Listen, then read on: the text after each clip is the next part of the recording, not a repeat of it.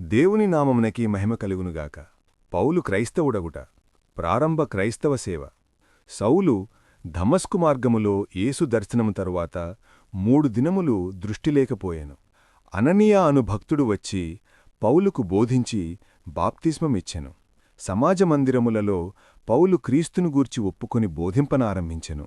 తరువాత తాను చేయనయున్న గొప్ప పని కొరకు ప్రార్థించి సిద్ధపడుటకై అరేబియా దేశమందలి అరణ్యమునకు అనగా బహుశా సీనాయి అరణ్యములోనికి వెళ్ళెను.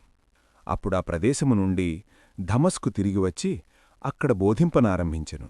అక్కడున్న యూదులు కొన్ని దినములలో అతని చంపవలనని కుట్ర చేసినందున పట్టణ ప్రకారపు గోడ మీద నుండి నొక కిటికీ గుండా గంపలో దింపబడి తప్పించుకొని యెరూషలేమునకు వెళ్ళెను. అతడు క్రైస్తవుడైన 3 సంవత్సరములకివి జరిగెను.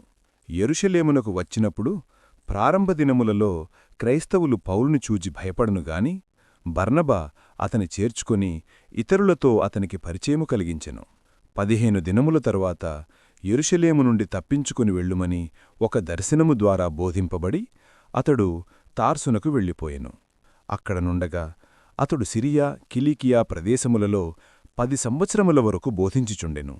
ఇదైన తరువాత బర్నబా తార్సునకు వచ్చి పౌలుని కనుగొని అంతియోకయకు తిరిగి వెళ్ళెను. వారిద్దరునూ కలిసి 1 సంవత్సరము వరకు అక్కడ బోధించిరి.